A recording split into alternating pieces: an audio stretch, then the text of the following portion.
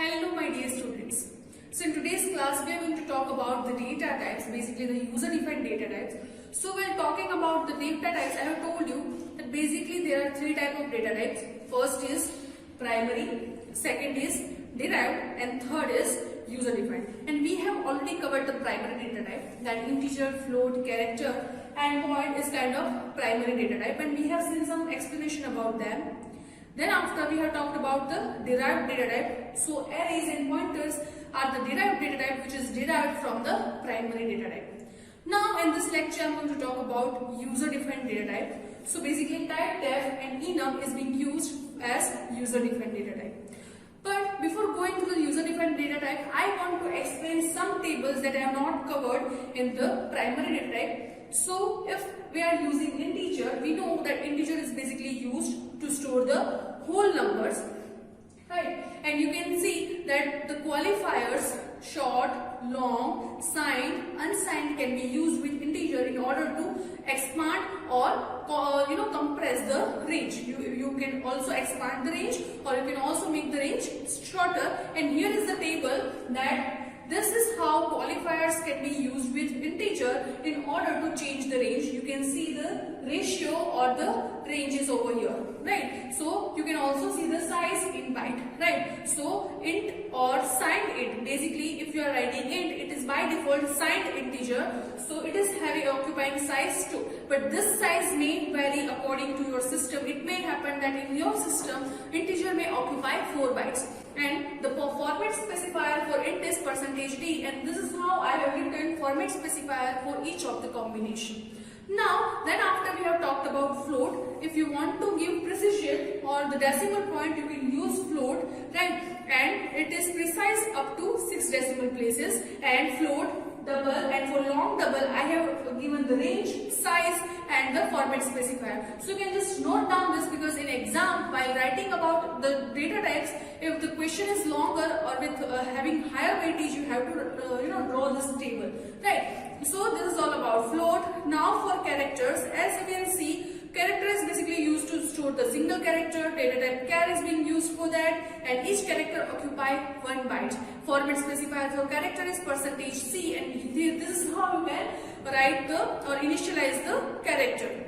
Here keyword char is used, and classification character can be signed or unsigned. The range of signed character is given like this, and range of unsigned character can be given like this. You can see the code for that, right? Now then after, what is void? So for void we have said that void means no value, which is basically used as a return type in a function. So you all know about function till now.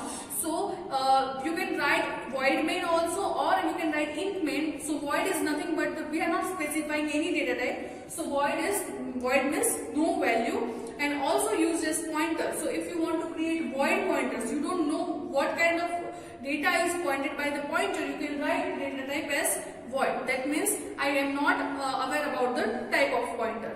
So example of void is void 8. So this is the function, and we have already covered this kind of function, because I am uploading this video after covering the function. So I hope that you now understand this concept. Now user defined data type. So basically there are two types of user defined data type. First is typedef, second is enum. I will show you one by one every user-defined data type. First, I would like to talk about typedef. Sometimes you want to create your own data type. At that time, you can use typedef keyword in order to generate your own data. How? Syntax is typedef, then the data type and new name. So suppose I want to create a data type from my name. So here typedef short integer small int, right? So small int is small int here, which is written as capital. In capital I have written small int. So small int is new data type right now, which is basically having primary data type short integer. Similar way, long int is big int. It is defined as big int. So now if you are writing small int xy, that means x and y are having data type small int, and if you are writing big int, that means a and b are having data type big int. So this is how you can define your own data type. Basically, we are not going to use typedef in our programs. So this is just for the sake of practical. This is not just for the sake of practical implementation. You have to remember the theory, right? So then after, I am going to talk about enum. What exactly the enum is? Consider you have group of elements. Suppose you can see the points over here coming out in my slide. So basically, suppose we are having weekdays, Monday, Tuesday and so on, right? And I want to give integer value to each day, starting with 0 to up to some integer value, right? So how can I give this? If I want to give some integer value to multiple items, I can use enum. So basically it consists of the name, constants called enumeration, syntax is enum, data type and name 1, name 2. So you can see I have created one enum that is data type which is having name rainbow colors.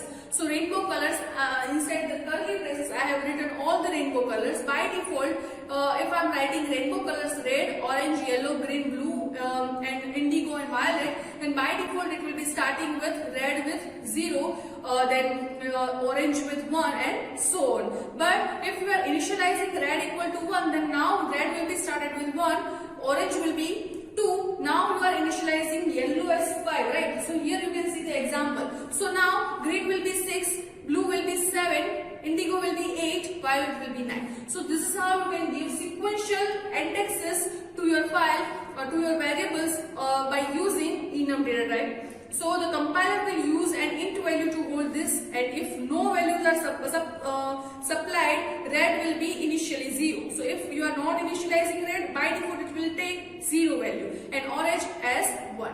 So this is all about the enum data type. You can see the example of rainbow over here, where rainbow colors is defined. First I have defined rainbow colors, traffic lights equal to red, and then you can see rainbow colors A, declaring rainbow. So here basically we have declared it over here. You can see here first I have declared rainbow colors by enum, and then I am using rainbow colors A. So A is the object of kind rainbow colors data type, and then I am doing A equal to green. That means it will assign the value which is assign the integer value of green to my variable A, right? So this is all about the theoretical concept of typedef and enum. In 3 or 4 marks they used to ask this question. So make sure that you understand this concept. You have to write the explanation as well as one example along with the answer. So this is all about today's class. I hope you enjoyed this class. See you in the next class with different concept. Thank you so much.